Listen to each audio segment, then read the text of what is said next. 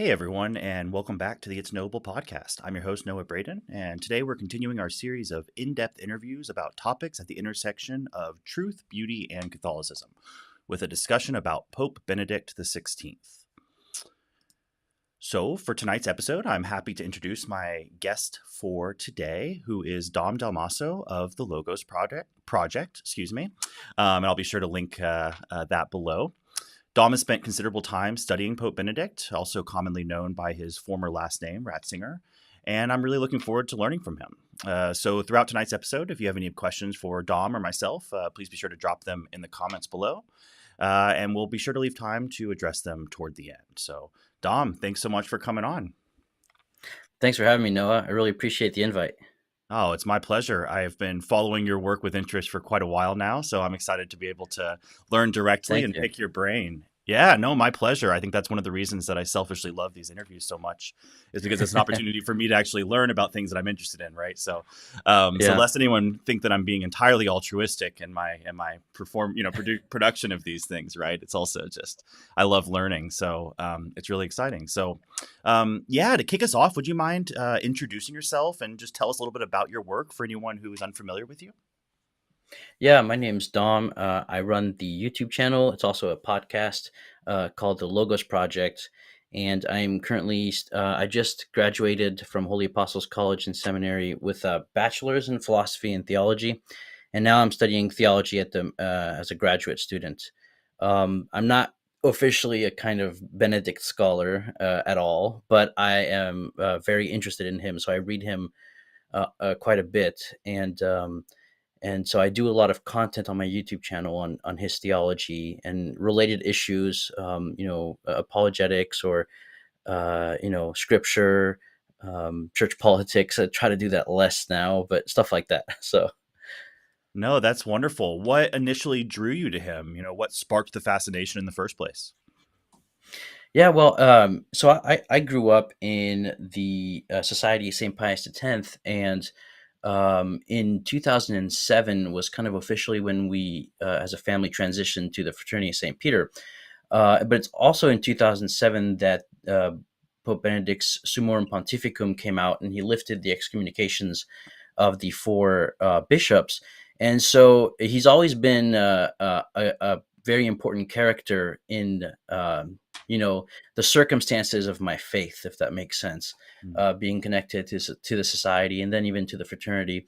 But also, I had the opportunity um, of being able to spend several visits at the Abbey of Our Lady of Fontainebleau in France, and they were connected with him because he had a liturgical seminar at Fontainebleau, and so when he became pope, they were very pleased. And I was visiting there when he, in the first year of his pontificate, and the monks kept talking to me about him, saying how great of a pope we have. And so that was kind of the beginning of my interest being piqued on, well, who is this pope? And he seems to have this knack for reconciling people.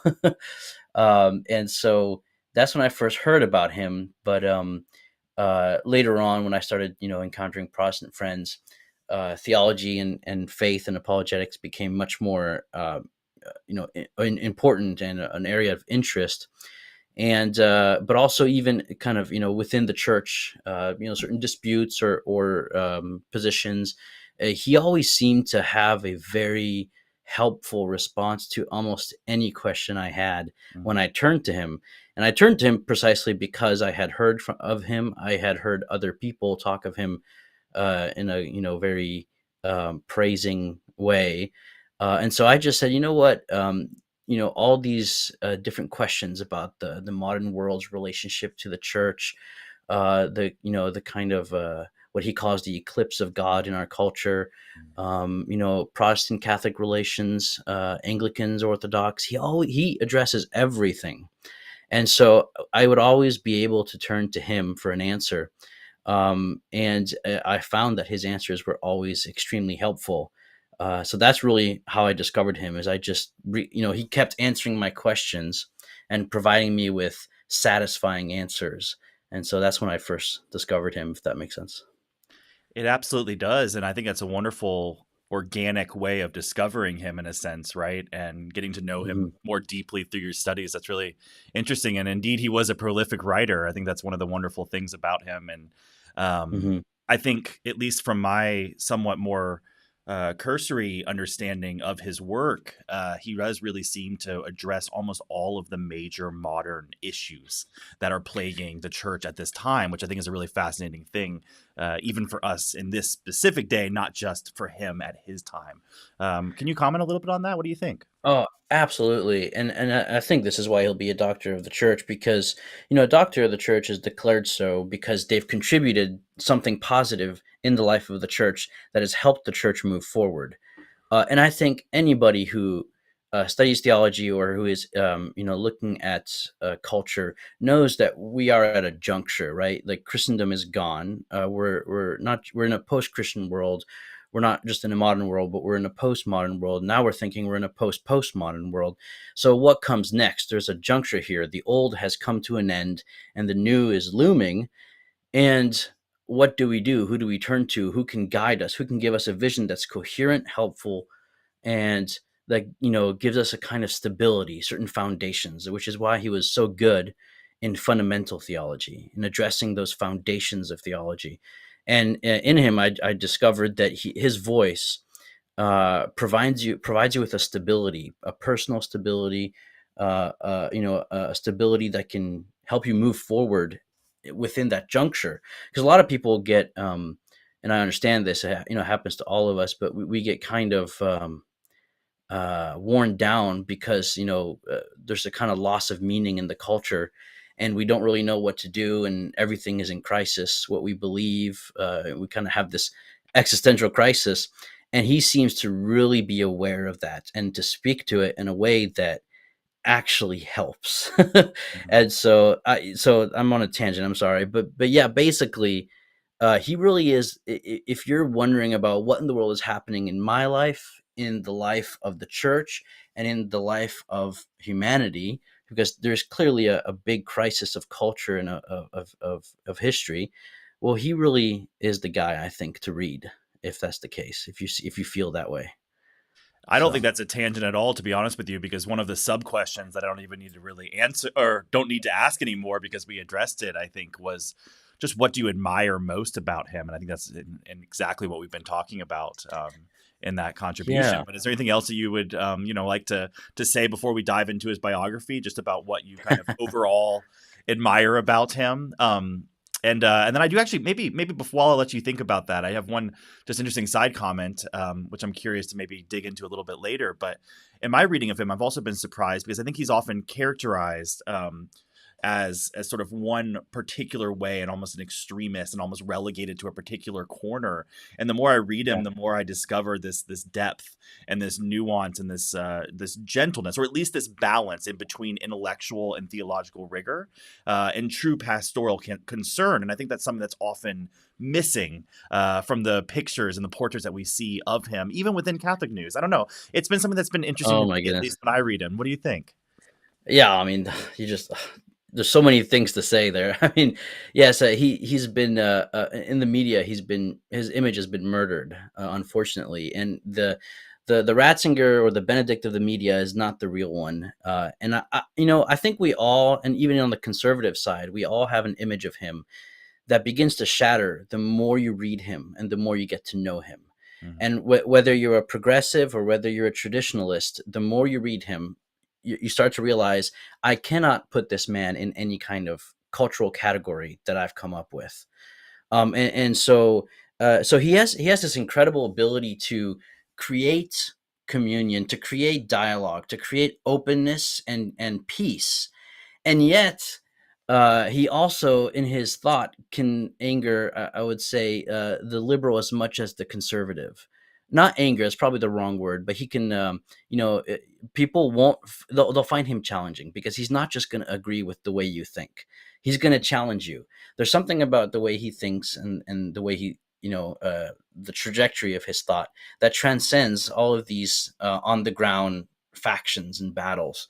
There's really a sense that he does see something that goes way beyond all of that, and he's basically like mediating he wrote a lot about the nature of the priesthood, and Mm. for him, at the heart of the priesthood is this self effacement, this losing of one's I. This the self is lost, so that we can become completely transparent, like a window through which God can come through to the people.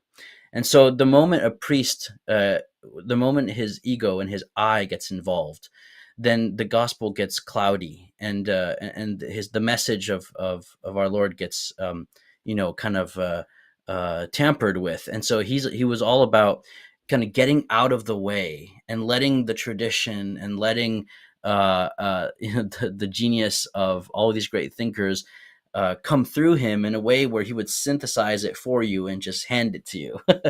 So he's very humble and self-effacing. But I already forgot the original question. Oh, don't But worry. That was perfect. I mean, I think we were just talking about, what we admire about him, and then we were talking about just yeah, mischaracterizations of him, right? How he's painted.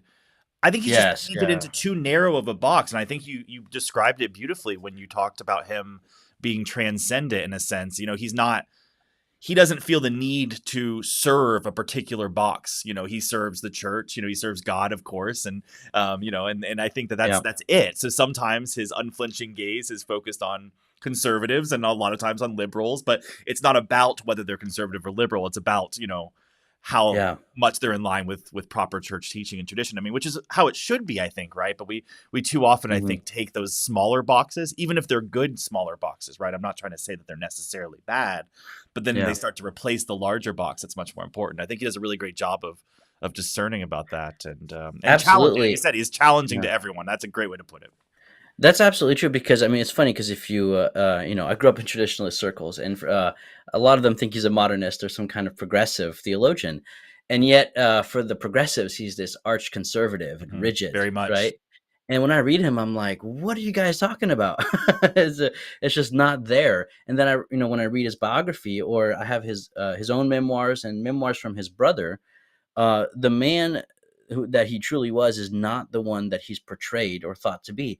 And this goes for conservatives as well. I think a lot of people don't know who he is, and the process of uncovering who he really was, I think, will be a benefit for the church, because then we'll realize that we really need what he had to say.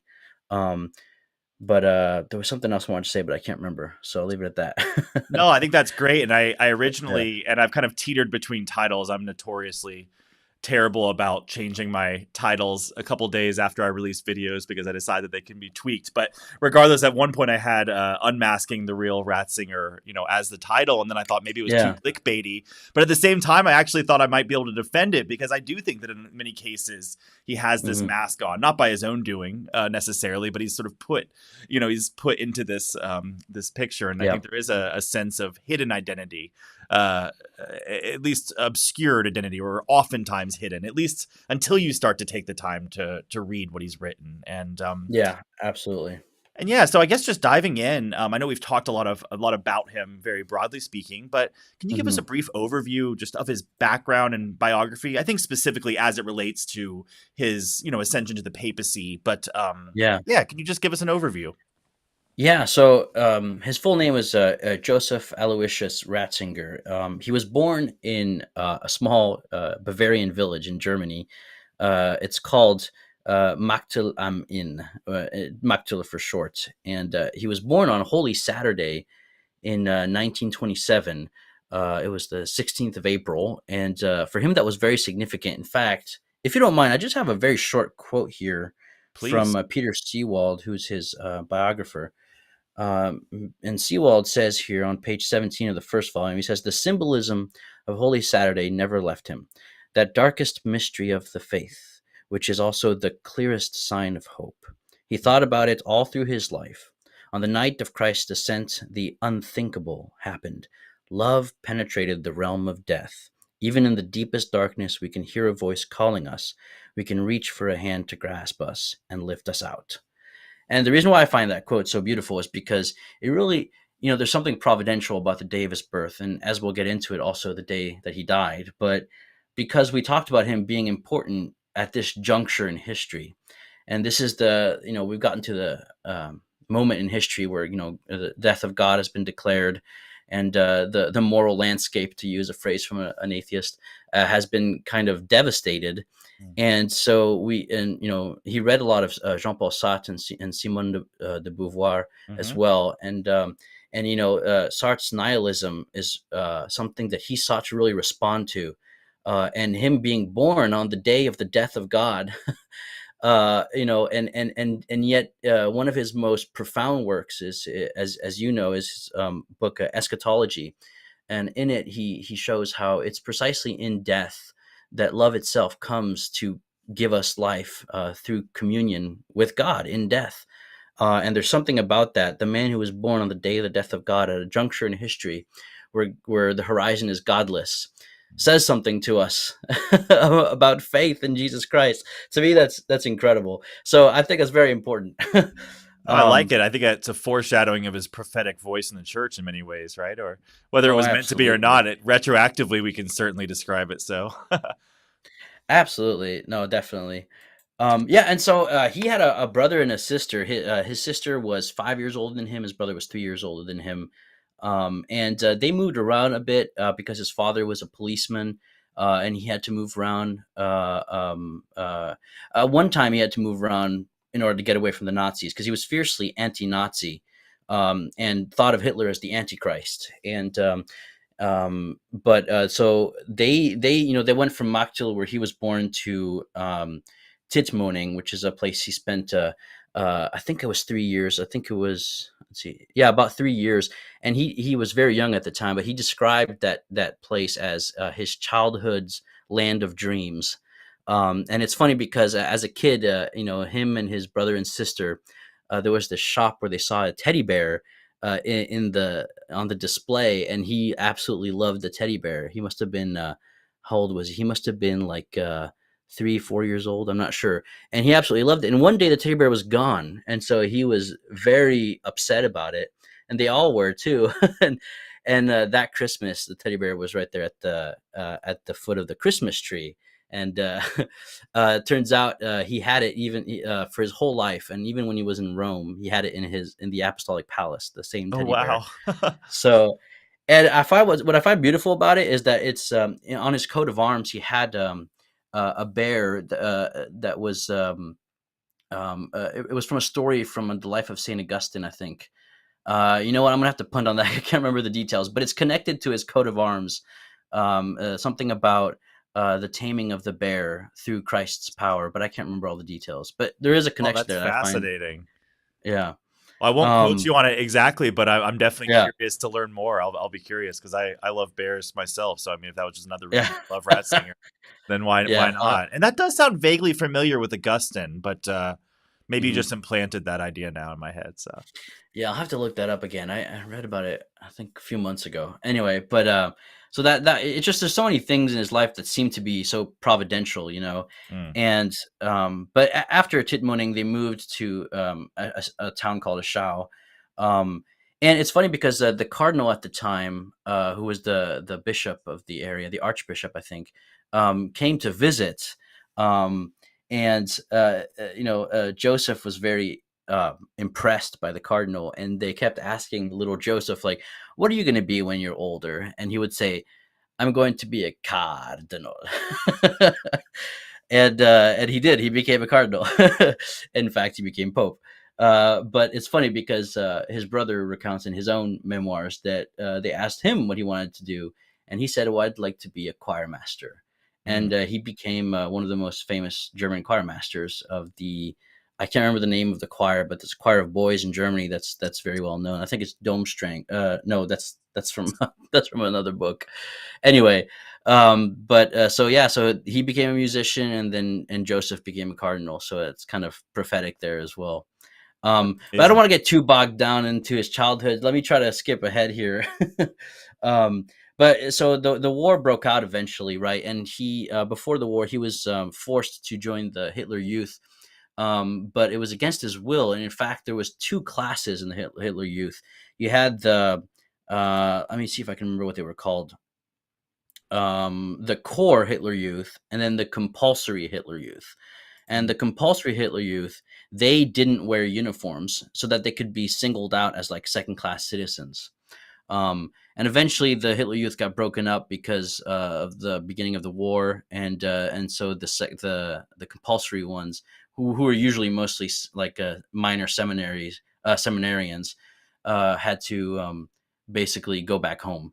But Mm. during the war, he was drafted into some kind of it's called a flak, but it was some kind of manual labor for boys during the war. His brother was old enough to actually be sent out to the front, and his brother was in the thick of it, and he got wounded in his arm as well. And but then they eventually all made it back. The war was ended. And then he started his studies, and so he was by now about, I think, 19 years old, and he befriended this prefect, kind of a senior seminarian, because of the war, right? Like people were at different ages because now they were finally coming back for studies. So at one point you had like 40-year-olds with a bunch of 19-year-olds, doing theological studies. But he befriended Alfred Lappel, I think is how you'd say his name, and just learned so much through conversations with him. And he had teachers like Gottlieb Singen and Michael Schmaus, and um, there was another one, I can't remember his name, who gave him a lecture in the history of philosophy that spans all of the history of philosophy in several lectures. And he said at one point that was like one of the most formative experiences of my intellectual life. And and he got steeped into Edmund Husserl's phenomenology, and writers like Edith Stein, Max Scheler, um, as well as I already said that he read Sartre and de Beauvoir and Heidegger. But of course, he was made to translate Aquinas's treatise on love, um, and as well as he did his dissertation on Augustine, his first dissertation on the house and people of God in Saint Augustine. He did a second dissertation on the theology of divine revelation and theology of history in Saint Bonaventure.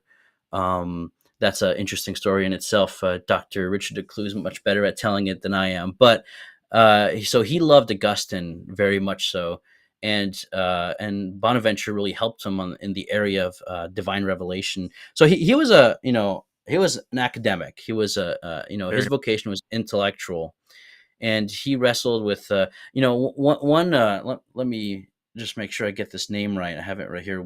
A very important person for him was the teacher of his friend Alfred Lappel. The teacher was Theodor Steinbuchel, and he's very important because he opened him up to the personalism of Shaler and others, but also Ferdinand Ebner really kind of opened him up to a perspective of what Martin Buber calls the I-thou relationship between God and the creature. And so he was really very stunned by personalism. It really moved him deeply, and it's throughout his entire work. But also, a very formative moment was when he first read Henri de Lubac's Catholicism. That book was, you know what? I have a quote here that he says about that book, Oh, if I perfect. can find it. Here it is. Sorry. Okay. He says about de Lubac's book, he says, quote, "This book was for me a key reading event. It gave me not only a new and deeper connection with the thought of the fathers, but also a new way of looking at theology and faith as such." And that's from his memoirs, Milestones. And that's he doesn't mince his words. When Ratzinger says something, he means it.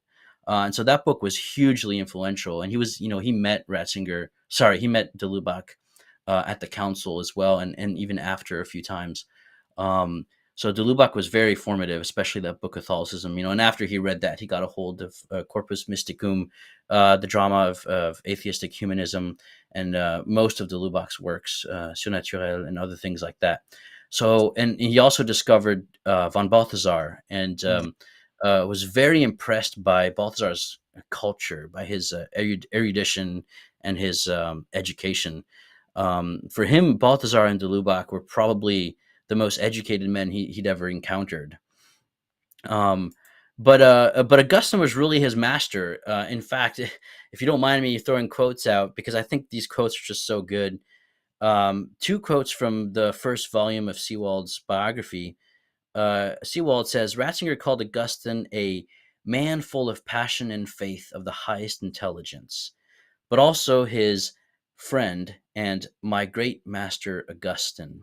And on the next page, Seewald says the Augustine scholar Cornelius Mayer thought Joseph's identification with Augustine went so deep that perhaps Ratzinger ought to be called a second reborn Augustine.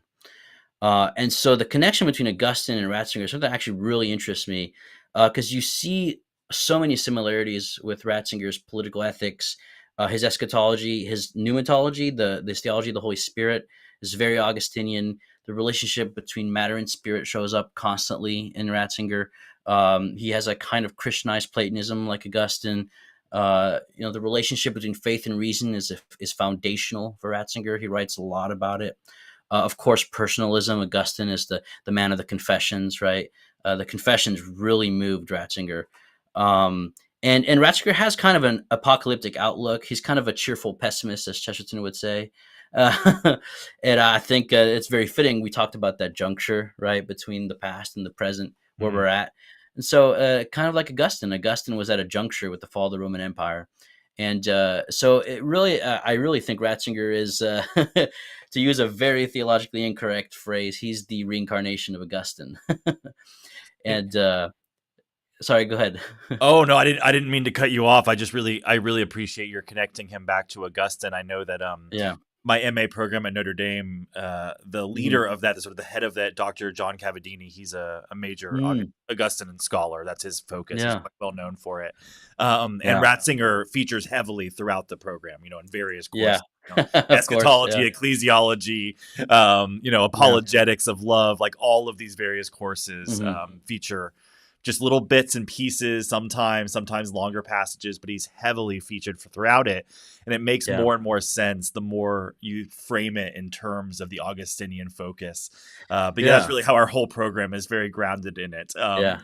Whether Yeah. by design or just by the fact that the head of it is so focused on him. But I love it. Yeah. I definitely think that way, and especially coming from a Protestant background, I find Augustine Hmm. has always been a very friendly to my Yes. formerly Calvinist brain, right? I Yeah. mean, Augustine was quite. I mean, he actually maybe be one of the only church fathers that is readily accepted in many prominent church Yeah. communities. I There shouldn't say really that, is a. but well, I shouldn't say that it's the only one that's readily accepted. I should say Yeah. that he's one of the few that is like frequently quoted. Maybe that's a better way to put it. Yes, yeah. No, there really is an ecumenical quality to Augustine, Mm, and really to the church fathers. I mean, I know that doesn't, in certain cases, that's just not true. I know that, but when it comes to more serious, I wouldn't. That's a pejorative. I shouldn't put it that way. When it comes to higher church Protestants and also academics, the fathers are much more ecumenically fruitful than the scholastics, yeah. because by the time of the scholastics you have the ground is set for the Reformation, and all of the disputes there, and a lot of the thinkers that Ratzinger is associated with, although that's a whole conversation on its own, they found in the fathers a very fruitful, um, area for moving forward in the precisely at this juncture of history. So definitely he was, and speaking of Augustine and of the fathers and de Lubac's book Catholicism, um, Ratzinger's Eucharistic Ecclesiology, basically he took de Lubac's, right, and he admits this, of course, and de Lubac surely knows it as well. Everyone knows it, and what he did is he built off of de Lubac's book Catholicism and Corpus Mysticum, and basically deepened his own vision of a Eucharistic ecclesiology that was able to actually engage other Christian confessions in a very fruitful way. And that Eucharistic ecclesiology is at the heart of the Second Vatican Council, especially Lumen Gentium, which is on the church.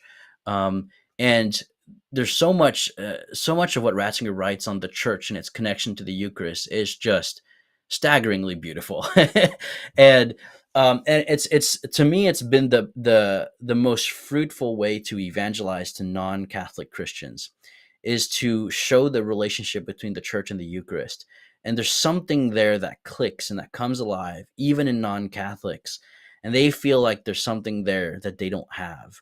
Mm. Um, but we'd have to get into, but that's just, it's not really the purpose of this talk. But his Eucharistic ecclesiology is very beautiful, profound, and helpful, I think.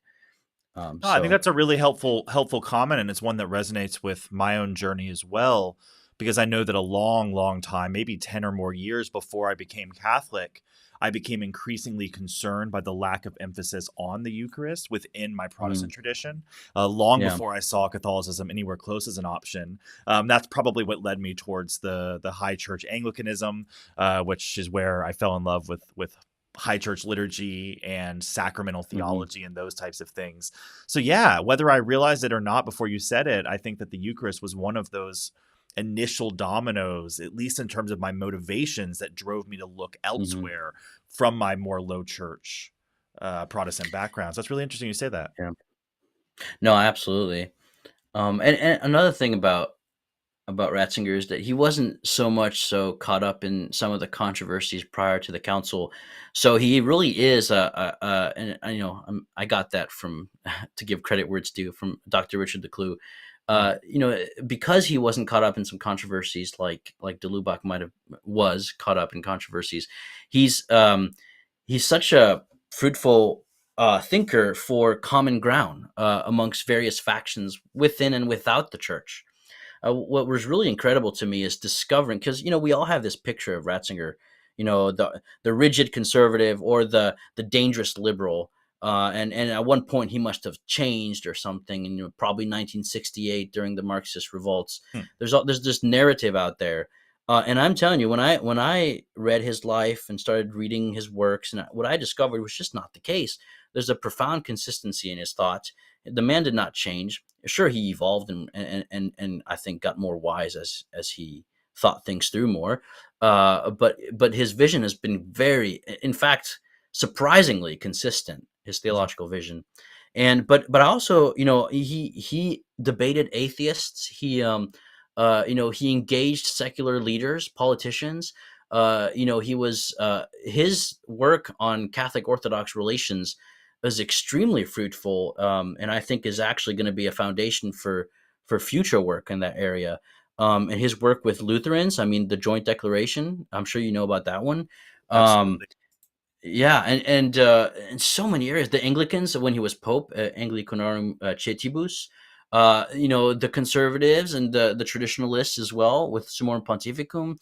I mean, come on, this guy is really, he had this capacity to create a space where the full breadth of reason and reason and reasonable behavior was possible, Mm. and to me that speaks to something greater there, a kind of holiness, a kind of lived theology. He didn't just do theology.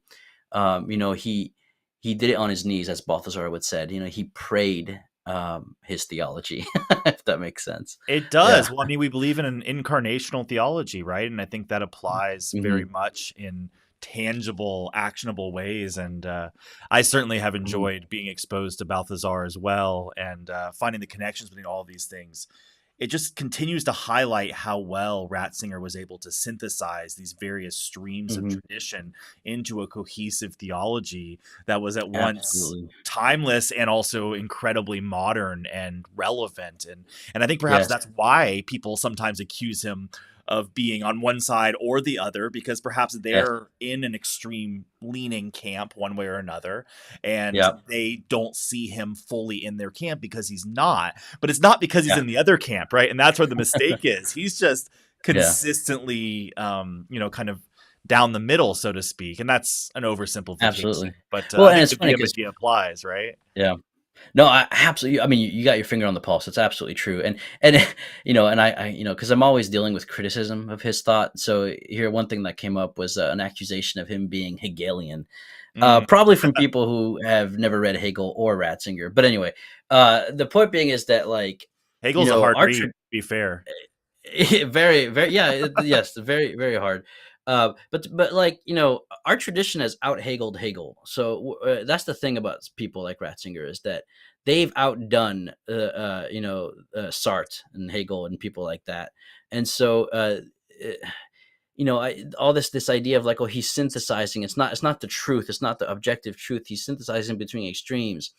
No, because there's the Chalcedonian principle, which is that the person is that which can actually reconcile things, and human nature and divine nature. And so for him, it's really his Christocentrism, which really enables him to navigate ecclesial waters and cultural waters in a way that is not just fruitful and effective, but grounded in the truth of the person of Jesus Christ, because Christ is the truth. Mm. So it out Hegel's Hegel, and it's deeply Chalcedonian. Yeah.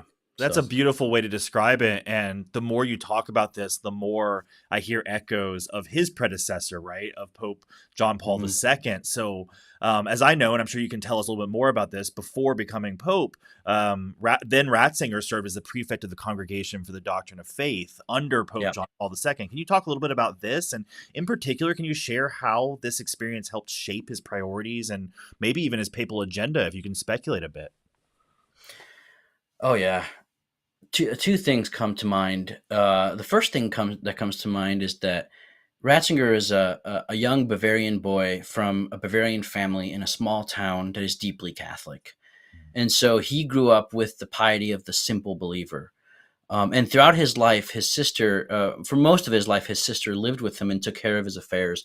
And she was one such simple of faith, right? Not that she wasn't intelligent; she was very intelligent, and she actually copied most of his stuff on the typewriter.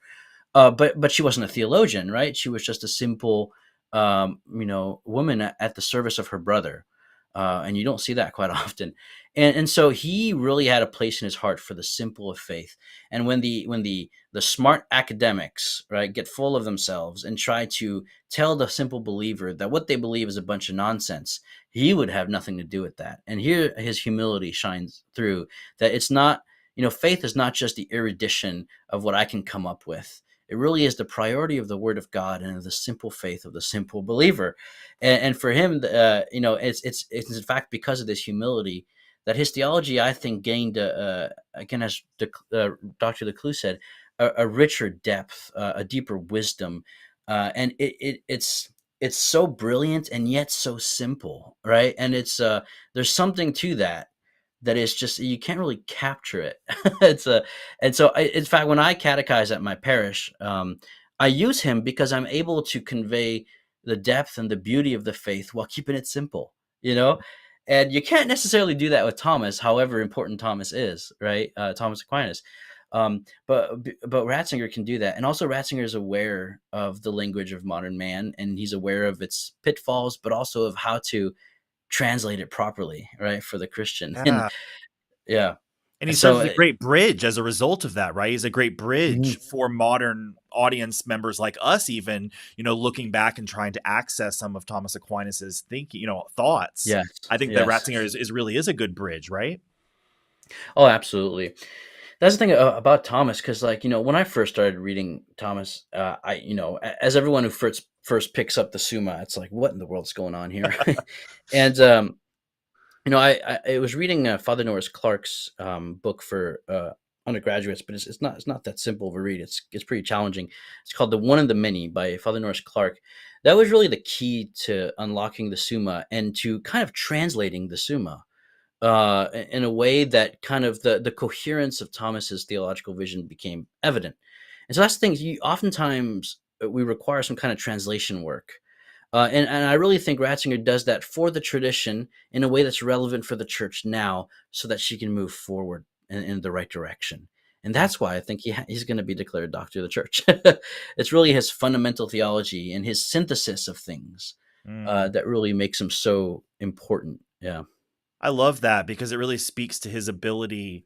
Because of course he wasn't innovating, right? I mean, hopefully, needless to say, but he's not innovating Yeah. here.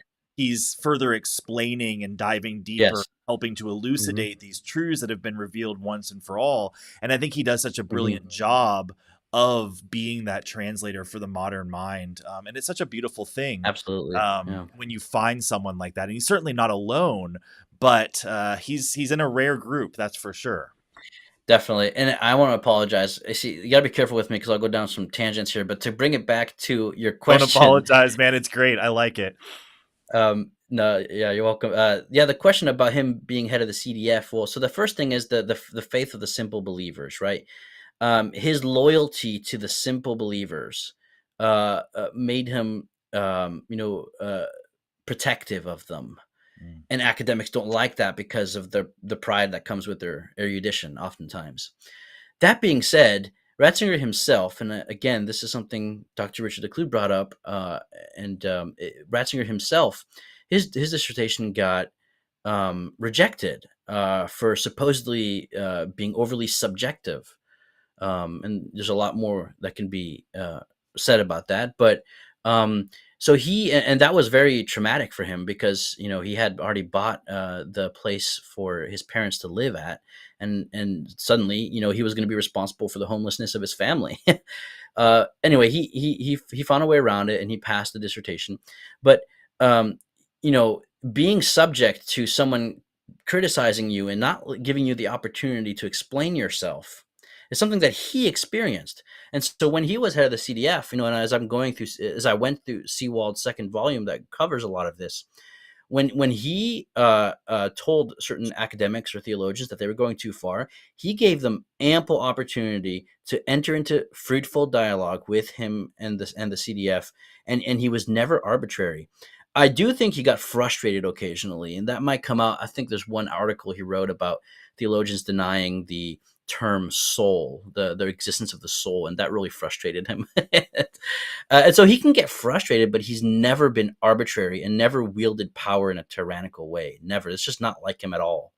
And that's funny because that's the opposite of what the media was saying. And a lot of what was behind this was Hans Kung, who was really vicious towards Ratzinger, especially manipulated the media to make him look like this horrendous, inquisitioner, which is just anything but the truth. And so Hans Kung had a chip on his shoulder because him and Ratzinger had a profound falling out, and I would argue Kung and the church had a profound falling out as well. And so I think a lot of what's behind this vision of Ratzinger is the calumny of Kung, I think. But also his loyalty to the simple believer is going to ruffle the feathers of those who think they're smarter than everybody, So that's just the nature of it. But he was never arbitrary. He was always fair. He gave opportunity for people to work things through and work things out. And in fact, now, because he's known for the liberation theology crisis in South America. Well, South America now has realized that if it weren't for Ratzinger, things would have been very bad in South America.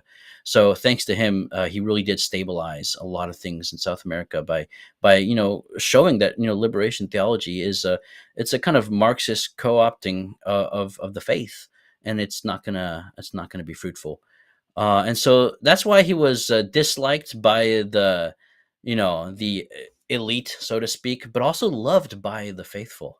And that's why when he became Pope, the faithful were very happy. So that's kind of an overview of his time as head of the CDF. Oh, and he was responsible for the compilation of the Catechism of the Catholic Church. You can see his hand in that, fingerprints here and there. But it was written by the whole church. It wasn't written by him. That's ridiculous, right? It was all the bishops of the whole church coming together. And so there again, you see his humility, his self-effacement, and his ability to synthesize what others bring to the table, right? And that's profoundly amazing to me, that his ability to brilliantly synthesize while being humble and caring for the faith of the simple. So No, I absolutely love that. The servant of the servants of God will forever be my favorite papal title. And anytime a pope actually lives up to it, yeah. I mean that sincerely. I think it's a beautiful title, Mm-hmm. right? The servant of the servants of God. I mean, what a beautiful thing. Because Yeah. certainly the pope has many, many roles. Some of them have very regal and elevated titles, and then some of them emphasize Yeah. the Christ-like humility in different ways. And I just really, really love that. And it seems that Mm-hmm. despite perhaps a reputation to the contrary sometimes, But I think that's just complete mischaracterization, and I also think it's easy in this internet age to ascribe motivations and intentions when Hmm. we have no real business making those judgments over people and why they did something or why they didn't say something or whatever the case might be. My wife and I were actually talking about this relatively recently, and she was saying that she thought I don't know, I don't want to misquote her here, but we were maybe I'll just say this. I'll say that we were talking Yeah, about.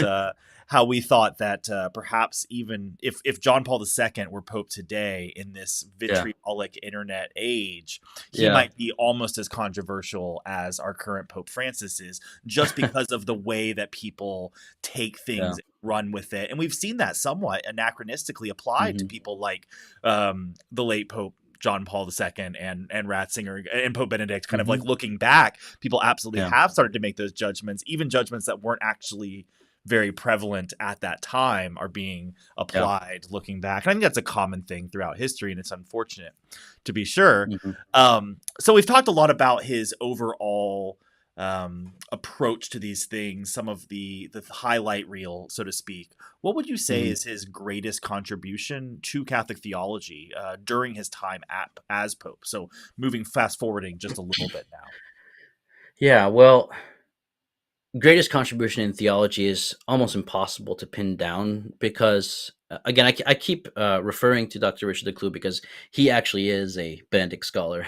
I'm not, but hopefully one day I will be. But I keep referring to him because he, as he pointed out, he basically wrote about everything in theology and even things outside of theology occasionally, but mostly theology. And that's the thing. So it's precisely because of the coherence of his vision and the foundations that he's able to, um, demonstrate or lay out and build upon, and the higher principles, applying them to specific context. Because of that, it's hard to pinpoint a particular area. However, I do have a bias, right? So, me particularly, when I read him, I have a favorite section, Mm. a favorite topic that he talks about, and you probably know where I'm going, but it's his it's his eschatology, because that's always been, it's one of those questions when you're a teenager, you wonder, like, what happens when you die? Like, do you Mm. pop into eternity, like the world is already over, or like is there like a kind of, is there time after you die? But so there's all these questions, right? And like, where's heaven? Is it like a place? Or all these questions, and the way he treats eschatological questions is, I think, unprecedented, and also very. I have only encountered a single scholar to address it, and Mm. that's Dr. Fletcher. I can't remember his first name, but Dr. Fletcher wrote a book called Resurrection Realism, which is about Ratzinger's theology of the resurrection. And other than Dr. Fletcher, I have yet to. Dr. Decloux's book's going to come out, and he has a chapter on eschatology. But other than him, no one's really talking about it. And I really think that Ratzinger succeeds where Desjardins can be overly biological and controversial, right? Teilhard Desjardins, and Ratzinger, I think, is precisely because of his Augustinianism that he succeeds in this area. While it's funny, there's a story of Desjardins talking to Dietrich von Hildebrand, saying something about Augustine very negative, and von Hildebrand being very put off by that. Well, you don't have to worry about that with Ratzinger, but that's a nerdy tangent. Anyway, his eschatology is really where I really like what he says, and it's he has a kind of progression. It develops his thought, his eschatological thought, but it's I have not encountered something like it before. So that would be that. And as Pope, his three encyclicals, right? So Deus Caritas Est, which is just this beautiful letter on love. It's just Mm. incredible. It is Space beautiful. Salvi, isn't it? It's just Mm. gorgeous. And Space Salvi is just rife with wisdom. And it's one Yeah, of those the hope of juncture. salvation, right? For those who don't know Latin, the hope of Sorry, salvation. Yeah. yeah, the hope, yeah, yeah, in hope you have been saved. It's from, I mean, that's Mm. not Yeah. the title, but it's from the passage from Paul. And yeah, that one is, speaking of of historical junctures. Space Salvi is very important, especially because at the juncture we're in, there's a kind of despair, nihilism, and depression that Space Salvi would be a good read to give us a better perspective. And then Deus Caritas Est, which is also quite beautiful, but gets into some social matters. And finally, sometimes people don't know this, but Pope Francis's first encyclical, Lumen Fidei, was mostly written by him. In fact, I've been reading Ratzinger for a while now, and so I read Lumen Fidei recently, and I think I could tell where it was Francis and where it was Benedict. And you know, this is not authoritative, don't quote me, but I want to say 90% of the encyclical is Benedict. And so probably reworked a little bit, but towards the end it felt more like Pope Francis. Anyway, so that's another one that's important because it's on the theological virtue of faith. So he writes about love, he writes about hope, and he writes about faith.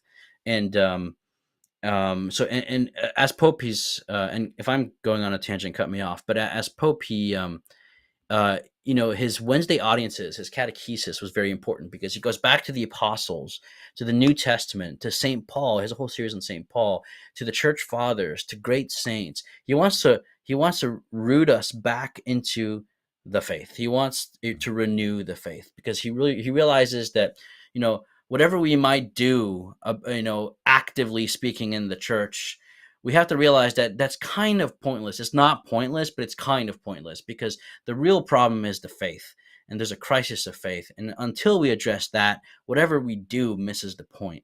And so he wouldn't he would want us to stop being so busy, you know, busybodies and bureaucratic systems and stuff like that. He would want us to deepen our faith and to renew our interior life. So those are just a few things. I could go on about his pontificate, but I'll leave it at that unless you have more questions. I think that's a great overview, and I just want to correct myself that saved by hope or saved in hope is actually what it is. I was thinking space, not space. So apologies to the one or two people in the world who know Latin well enough to correct me on that. I apologize out there. So, but hey, as being a Catholic, it's a much easier thing to get called out on. So I just wanted to go on record and correct myself. But no, that's perfect, and I really do love the tie-in and the focus on the cardinal virtues. To be honest with you, I'm not sure that I ever realized that, even though it's quite overt, isn't it? I've read all three of those, but I don't know that I don't know that I ever looked at them all three side by side in order to make that comparison, which is really interesting. And I think it's quite beautiful because it goes back to what we've already been talking about, right? We've talked about a lot really tonight. We've talked about his being a staunch defender of Orthodox doctrine in times of changing culture. I think that's been a recurring theme throughout this conversation. So maybe dovetailing off of that, how did he navigate those tensions between tradition and modernity? So we've talked a lot about how he's been mischaracterized, and we've talked a little bit about this, but if you had to summarize his approach to those types of things, how would you describe that? That's a difficult question. I'm going to give my best shot at it. So, you know, he wasn't tied to any particular system of thought. And he realized one thing, which is that in the ancient world, in the patristic era, and the Middle Ages, you had a common philosophy, or at least common philosophical assumptions, a kind of realism that was taken for granted. And so philosophy it became very easy to give philosophy its place as the handmaid of theology.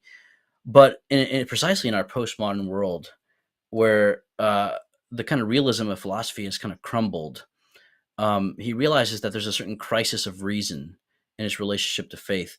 And so it's not good enough to just go back and resurrect, a certain philosophical language of the past, precisely because of this new, very real situation that we no longer have that kind of common philosophical ground. And so really, it's hard to say how he marries the past with the future in the present, but I would say he gives priority to the biblical word. That's where he goes. He says the language of Scripture is, you cannot do away with that. It's language that has been given to us. It's not something that's a product of our own thinking. So the priority of Scripture and of the God who speaks in our encountering Him, and then the reasonableness of Scripture. So reason following from that faith. So, a thinking through of what has come before us. And so he would basically want to reestablish a relationship between faith and reason in a more existential stance towards the future, where we actually explain the reason for our hope, as Peter says, right? And so, but he doesn't subscribe to one particular philosophical system. Um, but of course, he obviously realizes that you cannot dispense with metaphysics and ontology. And but this is kind of nerdy talk. It's a hard question you asked me. But so in other words, I think he's engaged in his own synthesis of the philosophical realism of the past in a way where he can explain it to postmodern people, right? And he does this in a way that actually is grounded in the biblical word of the God who speaks to us before we think up anything. So I don't know if that really answers your question. He is a bit original. His theology is definitely unique. It's he's not, you can't really put him in a school of thought. He's a kind of idiosyncratic in that way. I actually Uh, really like that because I think, in some sense, being where we are in history with the luxury of having 2 millennia of church tradition to look back mhm, on and to lean on in our own thought, in some sense, I think that we're doing ourselves a disservice if we overly focus only on one stream of thought at this point. Maybe that's controversial mhm. in itself, but I don't think it necessarily should be. I'm not saying that we can't have favorites. I'm not saying don't lean more Yeah. on one than another, right? I mean, we all have our natural Mhm, inclinations. But I do think that there's something to be said, right? If you're someone who's drawn to Thomistic thought, I mean, dive mhm. into Augustine, right? I mean, don't rob Yeah. yourself of that just because you prefer Aquinas. And I think that, as Mhm, someone who is not an expert in either, but has studied both to an extent, I see both Augustinian, I know we talked about that a lot, but also Thomistic, categories are prevalent mhm. throughout Ratzinger, right? Or at least that baseline understanding, right? Because Thomas Aquinas was a Well, was a doctor of the church. I mean, so of course, like, he yeah. has some of this common framework, some of this common language, but he approaches Mhm, it from a very different perspective. I'm not trying to say that he's overly Thomistic. I'm just saying you yeah. can see whispers of all of the major figures, in a sense, right? Going back to that synthesis point. Absolutely. I mean, he definitely wants Thomas. He may not want, a form of neo-scholasticism that he just wasn't comfortable with, but he definitely wants Thomas, and he wants the fathers, and he wants the scholastics. He Mm. definitely doesn't want to get rid of the past. He wants to take it and to bring it back to the present and say these guys have things to say that are relevant to us today. To me, it's more of the philosophical question, which is a little more complicated, I think. But yeah, but all these great thinkers of the past, because philosophy and theology, we think of them as like radically separate things, and that's a whole debate as well in theology. But it wasn't so simple back then, so I'll leave that at that and not ruffle any feathers. No, I think Yeah, that's a great introduction, right? And we can certainly yeah, circle back to this perhaps in another follow up video if we want to dive deeper into one of these points. But I think this is great, right? To give someone an mhm, overview yeah, of who he was, why he's important, and what were his major contributions. So I think this is great and exactly what we were hoping for. Um, definitely. Leaning further into this line of thinking, can you speak a little bit to how Pope Benedict handled various crises during his papacy, as well as the various scandals that occurred? And in particular, I'm interested in discussing his leadership style during these times of crisis. How did he Mhm, approach it? How did he yeah. handle himself? Yeah, can you speak to that? And also, can you give us a little bit of an overview of what was going on? Yeah, well, so one thing about Pope Benedict or Ratzinger is that he's a very meek and humble man who never really sought out any kind of leadership. In fact, he much preferred to be able to go somewhere and just read books and write books, and he didn't want to become a bishop. He didn't want to become a cardinal. He didn't want to be working in Rome at the CDF, and he definitely didn't want to be pope. He didn't want any of those things, so that's important to keep in mind. But when they were thrust upon him, he accepted them in humility and realized that despite his weakness, the Lord would strengthen him. Um, there is something to say because of his temperament. He wasn't always the best administrator. He's much more of a theologian. He's not really, he's not good. He was okay, but he wasn't the best at like just administration, politics, management. He had to rely on his friends for that. There's several crises in the Catholic Church, but of course the big one that people will bring up is the sex abuse crisis. And I think so. during the reign of John Paul II, because John Paul II came out of Poland when it was occupied by the communist regime, a very frequent tactic that was very pervasive in Poland at that time was to accuse many priests of sexual misconduct in a way that was politically weaponized in order to attack the Catholic Church from the communist regime and the KGB and stuff like that. And so John Paul II was just naturally skeptical, when it comes to accusations like that.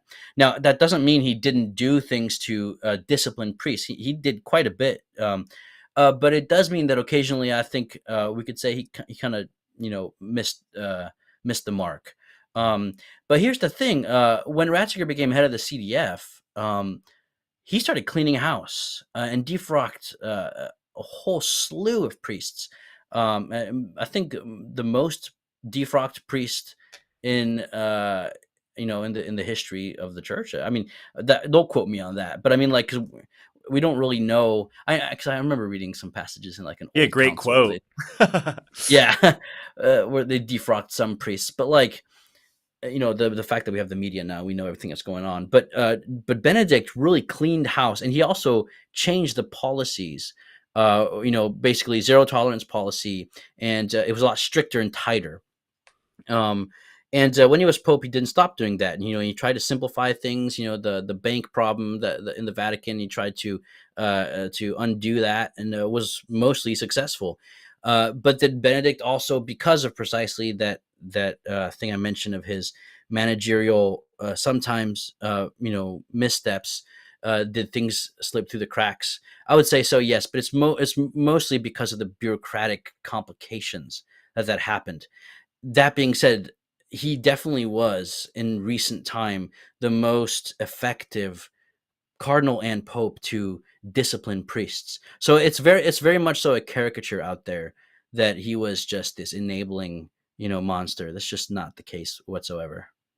I think it's really interesting because I think a lot of times people fail to fully consider how large the Catholic Church is as an organizational Hmm. body and the Yeah, necessary difficulties there are in managing and administering that type of an organization, right? There's certainly the theological side of yeah, things, right? When doctrines are being defined and expounded upon and those types of hmm, situations, we of course believe in the prerogative of infallibility, but it doesn't yeah, apply to matters of administration and this sort of yeah. tedious, if only, right? If only it did. I But I say this wish. because Yeah, I have a lot of Protestant viewers as well, so I want to just say I that see. Yeah, for those Protestants who might be listening to this, this is not a surprise to us. It is certainly an unfortunate thing. It is an unfortunate yeah, reality, but it's not a surprise necessarily in terms of what we believe that the leadership should be. And of course, yeah, and also I mhm, think just it's unfair sometimes to think that one man could have the type of visibility that he's often accused of. And I think this applies to any pope, right? Any pope that you want to put in your crosshairs, you could probably apply that statement to. And can I just say, Noah, Yeah, because this is please. important, because Benedict, like, he had to. I think he did the most that a pope had done so far, and the, like you said, the bureaucracy and the sheer size of the church, right? But he also had to deal with the Jewish question as a German pope, right, after World War II. So you have the victims of sex abuse, the Jewish people, and other religious or organizations and other religions, and he had to talk to all these different people and be diplomatic, basically. And another thing that he's known for is having done the most when it comes to ameliorating the relationships between the Catholic Church and Israel. Mm. And he's the second German pope to sit on the chair of Peter. And so so yeah, the sex abuse crisis, you had to deal with that, and then the Jewish question, you had to deal with that. And so all I'm saying is that, like, you can only expect so much from someone in charge of such a huge organization. I think he did a pretty good job. I Yeah, think did a much better job. I know he did a better job than I would have been able to do. I think I can at least say that. It's something that I just like to remind yeah, myself of sometimes, right? It's easy to sit here and judge someone, but the reality is, in the Catholic mhm, Church as well as in all large organizations, there are some similarities, right? There are some shared Yeah. institutional similarities, and one of those similarities Mhm. is that he has a team of advisors, right? And he, in some sense, Yeah.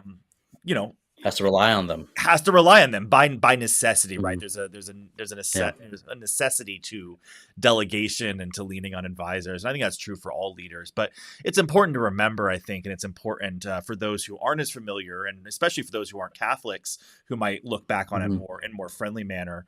I think to frame it in that sense, right, that it is still one man at the head of a incredibly large organization with limited visibility due to his Yeah. being human, right? So, no, Yeah. that was really helpful. I think that's a paints a really great picture of it. I have a couple more questions before we dive into a Q&A period, although I haven't gotten any Sure. questions. I don't think I haven't been monitoring it, but to anyone listening, if you do have questions about what we're talking about, please do add them in the comments. We'll probably shift over there in a few minutes, but I do want to ask, I think maybe it's inevitable that I have to ask about this. Why did Pope Mhm. Benedict make the unusual decision to resign the papacy? And what does that, reveal about him with respect to his legacy and what we've been talking about? Yeah. Well, one thing it did is that it surprised the conservatives, as he tends to do, and he's always surprising everybody because he doesn't fit to people's boxes. But um, the reason why he did it, I think, we can only know, right? I mean, he explained that his strength had failed him, and so Mm, he had to step down because he could no longer bear the responsibilities of the Petrine See. So that's the reason he gives us, and obviously we should take him at his word. of Now, course. but why, in light of John Paul II, the way he, his capacity also became, he became incapable of bearing those responsibilities, and yet, he stayed in on the chair. I think many factors. The fact that he's been wanting to it reminds me of another monk that was made pope against his will, and he just wanted to go back to the hermitage, right? So Ratzinger always wanted to go back home. He tried to resign 3 different times when head of the CDF, and was refused 3 different times by Pope John Paul II. In fact, Pope John Paul II appointed him dean of the College of Cardinals.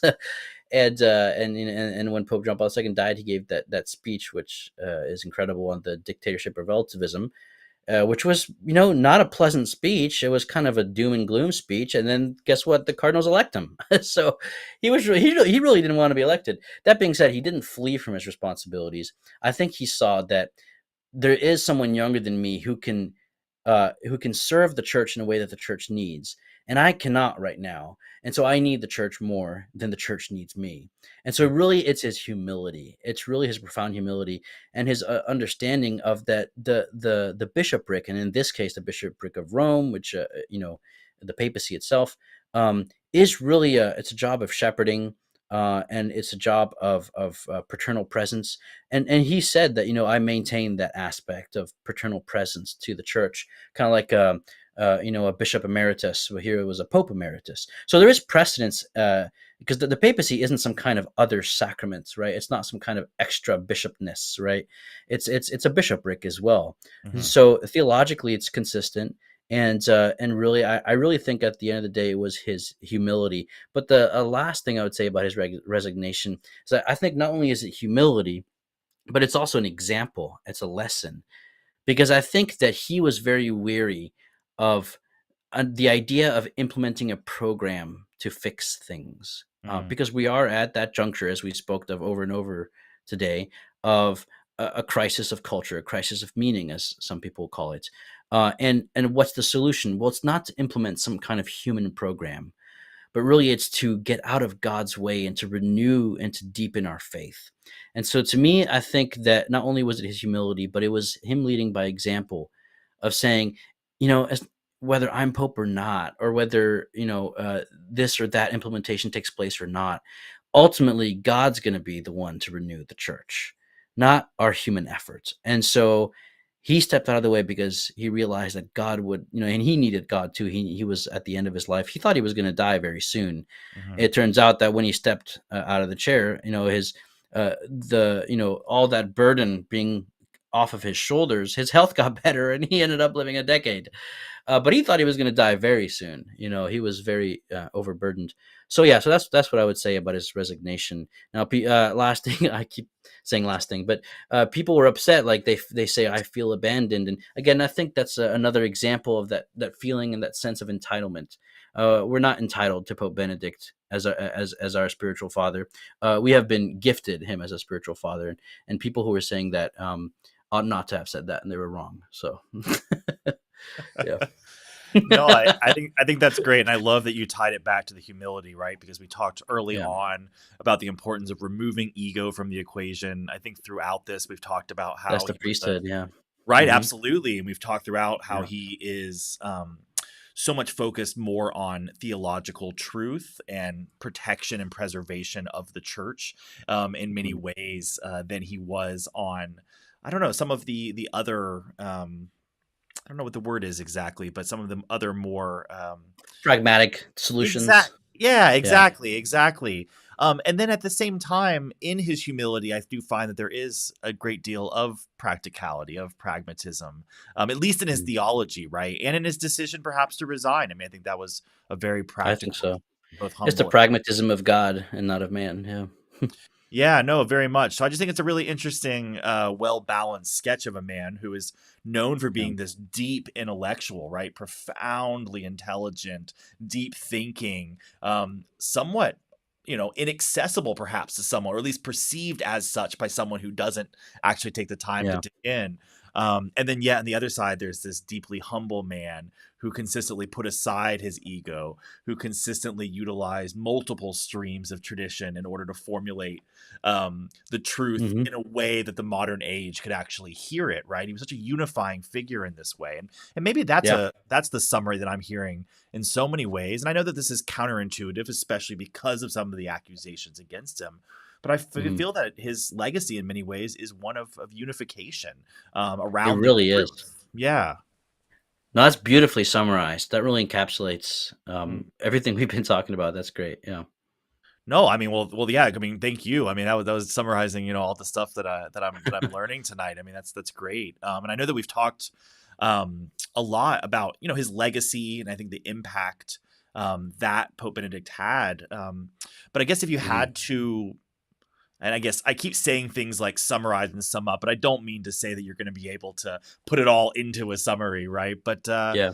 how would you respond if someone asked you how the church is stronger today because of Pope Benedict's papacy? Yeah. Um, well, in catechesis, the Catechism of the Catholic Church, its implementation. He also wrote books to accompany the Catechism that I use for RCIA. So just catechesis, his encyclicals, his teachings, his theology. But also, I think that um, the treasure trove he left behind is going to become more and more important as time goes on. Mm, And so we have yet to see, but I do have an assurance that we will see his impact and influence, and it's going to become very apparent that we had a great thinker and a great theologian, and really, so it's going to lead to him being declared doctor of the church, basically, and that's a legacy, because a doctor of the church is one who guides the church forward at a particular moment in time because of a particular crisis, and has something to say that is particularly relevant, and that's him. And so I think we have yet to see it unfold, but yeah, so theologically, sacramentally, the self-understanding of the church, we're also going to see his words come true, that the church is going to become smaller but more intentional. mm. um, and that's just I think that's just the way it's going to happen, and that's when also his relevance will grow. People realize that, wow, we need to take a second look at this guy. Right now, I think a lot of church politics and media pictures of him, portraits of him, is kind of in the way, but that's going to settle, because the secular world is always changing. But what he had to offer is something that doesn't change, but it's always fresh and alive. And so I think once all that nonsense settles, he's going to emerge from that as, and we're going to see him as very relevant. So I love that, and I think to apply the principles that you just described to a particular example that you gave earlier about his efforts toward reunification of East and West, through some of his continuations of the thought of John Paul II, right, who was very much known for that two lungs concept, the church needing both lungs to Hmm. breathe. The lungs being East and West, but then also with his joint declaration on justification, which was profoundly impactful to me when I was still a Protestant. I stumbled upon that, and to find I've out that met the Catholic several Church. Protestants affected by that, by the way. Yeah. Absolutely. Well, because to me, it showed that the Catholic Church was actively seeking reunification. And that actually, Hmm. to me, sets it apart from, I would argue, every other denomination. I know that I'd had to put a couple asterisks by that and defend it, and everyone's going to get mad at me. Yeah. But I think it does it, or at least let me say this, a more modest claim is that the Catholic Church seeks out reunification in a unique way that no other denomination does. Using that fullness of truth concept, and some Eastern Orthodox communions and certain Hmm. patriarchies have followed suit and done sort of similar things. But I think it's a really profound testament to the unifying strength of truth and love, right? And his Yep. ability to articulate those timeless truths in a way that our modern brains can actually understand them, I think will prove the relevance that you're talking about, as because ecumenical conversations are only going to continue, right? We have the internet, we have mass communication, we have mass access to information, all of these Hmm. things. But clarity is harder and harder to find. I mean, confusion in any ways abounds as much as information, which is a weird irony, right? In this great information age, we actually have less clarity in many senses. But you look, Yeah. so I guess because of that, we need to look to these prophetic figures, these prophetic voices who are able to articulate these timeless truths in a way that it actually applies to the modern situation. It's not manipulating the truth, it's applying it and articulating it in a novel way. Yeah. And I think he does it better than most. I mean, in the last 100 years, I don't know of anyone that I've read in the Catholic world that does it better. I think I can say that statement at least. Definitely. And that's the thing, like there's people out there, Protestants, Anglicans, and agnostics and Jewish scholars, they're all finding profit, benefit, and fruit in this man's theology, and they're not Catholic. So there's really something about his vision that really breaks out of categories and becomes uh, it becomes fruitful for there's a genuine humanism in his thought, Mm. and it opens up doors that we didn't know were possible. And so especially his Eucharistic theology, and so there's many roads here that can link up, and there's many possibilities, but we have to be careful and not too optimistic. But his theology, because there's a book written by several Protestants on the theology of Joseph Ratzinger. Oh, uh, wow. uh, uh, yeah, an evangelical appraisal, I think it's called. I have to double check the title, but there's that book. There's he dialogued with Rabbi Neusner quite a bit. He had his debate with Habermas. He's talked to atheists, agnostics, Jews, Lutherans. It's just incredible, and that's why he's relevant, and not just to the Catholic Church. I So. love it. I mean, he really put it into action in powerful ways, right? Without ever Mhm. sacrificing his loyalty to the truth. He continually reached across borders, to the peripheries. And I know that's a Yes. that's a phrase that's often used now, during Pope Mhm. Francis's papacy, but I think it applies in many ways to the last two popes before him as well, right? I mean, it's a Absolutely. series, it's a pattern I think that is emerging in the Yeah. post Vatican II church, and it's one that I'm personally quite encouraged by. To be sure, there are many areas that deserve criticism and critique, and we could go through all that. Yeah. But I'm an optimist, and I see a lot of good in all of this. Even while Mhm. acknowledging that there are bad things, and I think a lot of the good that I see does relate to the ecumenical potential. The unifying principles and the ways of articulating Catholic theology in Mhm. a way that is palatable to Protestant ears, to Orthodox ears, that helps clarify misconceptions, things that were thought to be disagreements, perhaps Yeah. weren't so far apart as we maybe thought, and as is the case with the joint declaration on justification. Even though I know that not all Lutherans have signed on to it, a lot of them did, Right. and other denominations did as well. Yeah. And I know that practically speaking, and I think I've touched on this in another live stream, but I know practically speaking, even speaking with friends and family members of mine about justification, those who still adhere to Calvinistic principles, I've found that I can make great headway in those conversations when we sit down and talk about the Bible verse. What do we mean when we talk about works? Hmm. What do they mean when they talk about Yeah. faith alone, right? I mean, just asking Yeah. those questions can actually make a lot of headway. What do you like? What does a Protestant mean when they say faith alone? Because chances Yeah. are they don't mean it in as reductive of a sense as you might think. And then kind of, Hmm.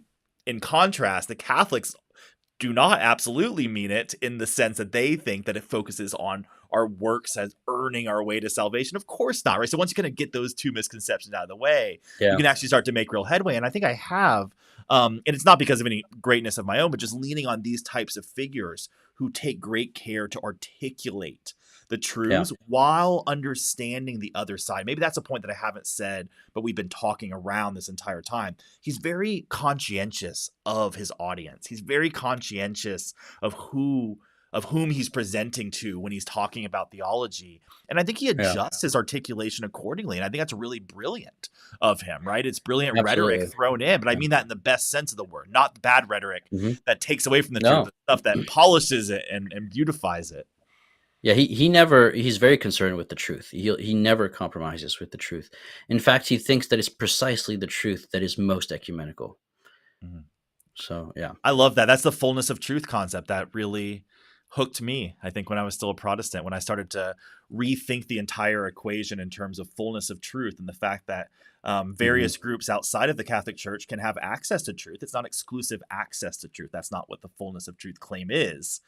Yeah. But it is saying that there's a certain exclusivity to the access to the fullness of truth. Right now, we're getting into kind of semantic, Mhm. layers, but it's a really interesting thing Yeah. because it validated what I had organically come to see as true, more in a principled sense, just about truth more broadly speaking, not just religious truth, but truth more broadly. Right?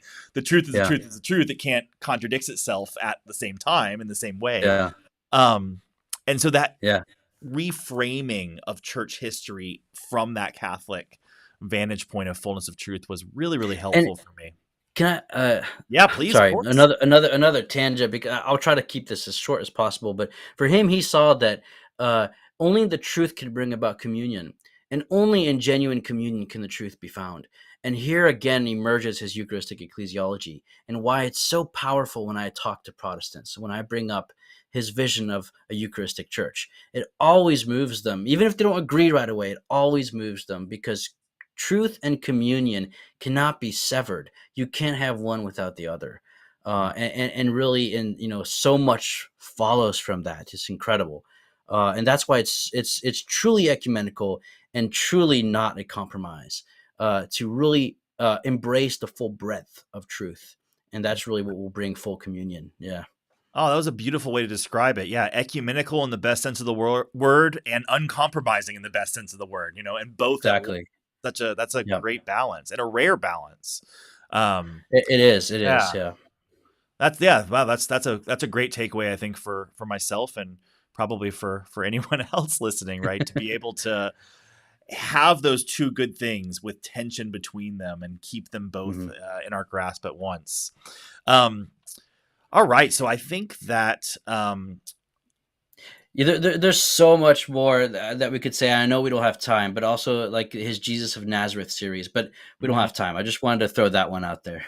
that might be worth a dedicated follow-up video just on his Jesus of Nazareth Yes. series, just because Yeah. it's so great. I know we'd already talked about doing one on eschatology, and I Yeah. think that might Oh need to be man. our next follow-up, to be honest with you, just because I'm also Yeah. fairly fresh on it, having studied eschatology, and he came up fairly Yeah. heavily in that course. So that might have to be our next one. Yeah. But if we do a third, I don't know if there's interest, but I'm interested. So if the Yeah. audience likes it and they're enjoying it, I'm happy to keep going with it.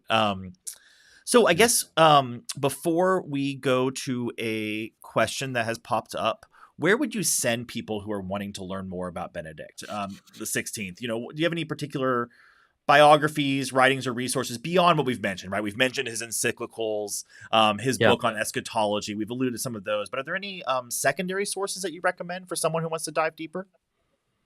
I'm trying to think. And you could follow up in the comments too if you want to, if that's easier. I know I put you on the Yeah. spot with that one. That is a pretty it's real. I'm terrible It's with hard. names.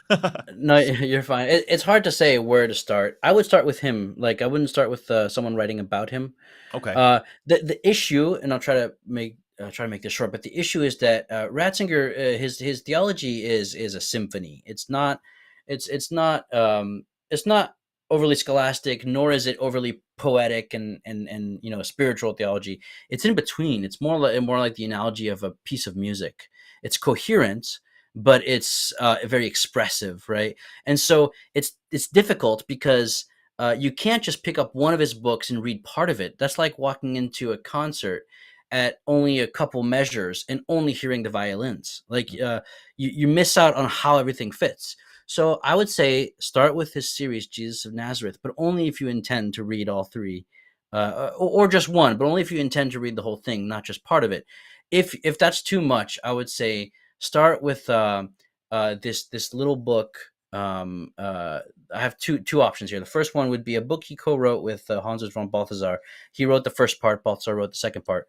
It's called Mary, the Church at the Source. This would be very good for a Protestant if they're struggling with the Mary question. Another one would be Behold the Pierced One, and it's short and but it's profound. And when you begin the book, just be patient. Let him work on you. Just read through it and then think about it. That's what I would say. So. No, that's great. Well, I put you on the spot, and you had multiple answers ready to go. So I love it. No, that's fantastic. And then my final question. You know what? Actually, I'm going to end on that final question. I'm going to jump to the Q&A real quick because I think it's a little bit more relevant to what we've been talking about. Okay. From the Q&A, what is the most valuable teaching, in your opinion, from Pope Benedict for our modern age? And I know asking for one is always a hard thing, so you can just pick your favorite. It's very difficult. We won't hold you to it being the best or anything. It can just be your favorite. Yeah, I would say, recentering ourselves on Christ. So deepening our faith in the word of Scripture and in the sacrament of the Eucharist, of the altar. Yeah. I love that because it actually reminds me of a summarizing point that came to mind when you were talking earlier about the emphasis on the Word of God, right? John 1 teaches us that Christ himself is the Word made flesh, right? So the Word of God has never been reduced merely to the written scriptures. It certainly includes them, right? Don't take this the wrong way, but it's never been merely that. It's actually a living and incarnate Word. The Word of God is Christ Jesus, the second person of the Trinity. And this is a really beautiful thing, right? Because that's that incarnational focus that we touched on earlier. And I think that really is highlighted by what you just described as his, as his sort of dual focuses of sorts. So I think it's a beautiful way to combine those legacies. Yeah, Christ is revelation. The Scripture is how we come to know Christ. Scripture itself isn't revelation, but it reveals revelation in a certain sense. Absolutely. And then the sacraments, of course, are our particular way of encountering Christ, in the Eucharist and in the sacraments.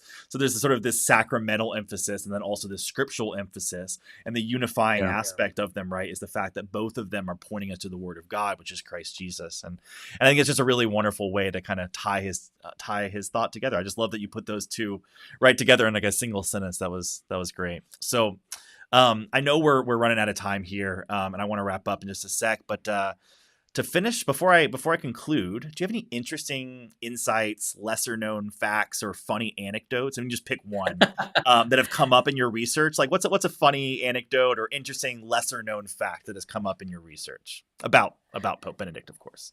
He really liked cats. Really? That is. See, that's exactly the type of thing I was looking for, but I had no idea. And it's unfortunate we're not in agreement. I'm a dog guy, but oh well. It's okay. I like animals. I'm just teasing. We can't be fully. No, I'm also a dog guy. I'm not particularly fond of cats, but he really liked cats. That's he loved animals. Yeah. I love that because that's a humanizing fact that I've never heard and I never would have thought of. And I think that a lot of intellectual people are drawn to animals, especially the solitary types. And that's I think that's a common thread. And actually a lot of saints kind of mention them or it's sort of in passing. It's funny. We think about St. Francis of Assisi, of course, but it's a recurring theme in a lot of the saints' lives. And I always like that. I think how we treat animals tells us a lot about a person, right? Their gentleness, their humility. I don't know. And I think that's the Grand Inquisitor. Right? yeah, the Grand Inquisitioner, loves cats. I love Yeah. it. Well, I'm biased as an animal person, but I think that tells us a great deal about his character. We're just gonna go with that. Oh yeah. So I know Yep. you agree because you're a dog person. So. Yeah. Yep. Oh, well, this is fantastic. So before we close, Dom, would you like to share any more about what you're working on, how people can follow along? Yeah, just tell us a little bit about what you're working on and what people should be checking out. Yeah. Thanks so much, Noah. Yeah, so definitely the YouTube channel, the Logos Project. You can find it on YouTube. Some videos are kind of, I would say don't start with. I have a series on the Society of St. Pius X. It's kind of polemical. Maybe go more to the, theology videos. That's more interesting. But I have a blog. It's called the Ecclesia blog. It's a TheEcclesia blog.com. And there I write a bunch of articles. A few are written by other friends of mine, but most of them are mine. And obviously, they feature his theology quite extensively, and many more to be published. So those two places is where I'd send people: the YouTube channel and the blog as well. So That's fantastic. I thank. know we have your YouTube channel already is in the description, and I just shared the Ecclesia blog. That's it. Okay, .com. perfect.com and the comment section. And you might have to remind me about it, but I'm happy to add that to the description as well after Sure. the fact. Thanks. So, yeah, that's great. And then, of course, Dom has been producing lots of great content related to Pope Benedict. So if you are very interested in what we're talking about, he has a couple videos related to Pope Benedict that you can definitely And check more out. to come too with some Ratzinger scholars. So And more to come. That's great. And as we mm, alluded to earlier, he and I have already discussed coming on again to my channel, and then I'll actually be joining Dom later this year on his channel to talk about my conversion story. So there's lots to look forward to. Oh, I have one really fun question that I have to ask because it's awesome. Are popes okay. allowed to have pets while in office? I don't know. Yes, they can if they want to. Yeah. That is awesome. I mean, I would hope so, right? Like, I mean, if not, like the Pope should absolutely change that rule. Like, if there's ever a time. They're the ones that change canon law, so if they need to, they will. That is great. Yeah, of course. So, Does that be a matter of canon law? Of course, it's not a matter of like morality. So it'd yeah. be a matter of canon law. That's great. Now I'm just imagining like all these popes with their papal dogs and papal cats and their papal That'd be apartment. kinda cool. Yeah. No doubt, a couple of them had them, right? I'm sure. I'm sure. If I mean, I Pope don't know, it's Benedict a good probably. question. Now I want to That'd be a know. good Now I book. want to know. Yeah. Yeah. If anyone's out there listening, like, don't quote us on this. Yeah. We don't know if it actually has happened, but it Yeah. would be permissible. Yeah. Well, that's great. Well, this is wonderful. So, Dom, thank you so much. It's been an absolute pleasure. I've learned so much. I have a million more questions, but I could also talk your ear off all night. So, Well, for the thanks for sake, having me on, Noah. yeah, no, it's absolutely my pleasure, and I definitely look forward to having you on again. And with that, I will shift into just a final conclusion. So, thank you all for tuning into this episode of It's Knowable podcast featuring Dom Dalmasso of the Logos Project. Dom and I have already discussed, as I mentioned, doing a follow-up to this, going further into various aspects of Pope Benedict's life. So please let us know in the comments what you would like to see focused on. Eschatology is definitely a top contender, but I am open to suggestions. So let us know. And then in addition, I know I have been talking about this a lot, but I have not one, not two, but 3 book giveaways coming up because I hit my 500 and 1,000 subscriber milestones in the same week, which threw me for a curveball, which was an awesome and unexpected surprise. So thank you all so much. But now I'm forced to have to actually handle and manage and administrate these giveaways. So because I am slow doing this and figuring it out, I am adding a 3rd giveaway that was unannounced just for bearing with me. So I will be announcing that soon on my channel. And those will be, of course, not surprisingly related to theology, philosophy, or the like. And I'm actually going to give the winners options. So I'll have a couple books and then each winner can pick. So as soon as I figure out the most efficient way to do this, I will announce it. And then moving forward, I plan to continue to do these book giveaways, but I'm going to do them exclusively on my Patreon channel as my channel continues to grow. But I won't have it be a high paywall. It'll probably be like a $1 or $2 type subscription, and then everyone gets entered. So more info to come, but I wanted to kind of put that on everyone's radar. And yeah, thank you again for tuning in. Dom, thank you again for teaching us so much tonight. And hope everyone has a wonderful evening. And thanks again and take care.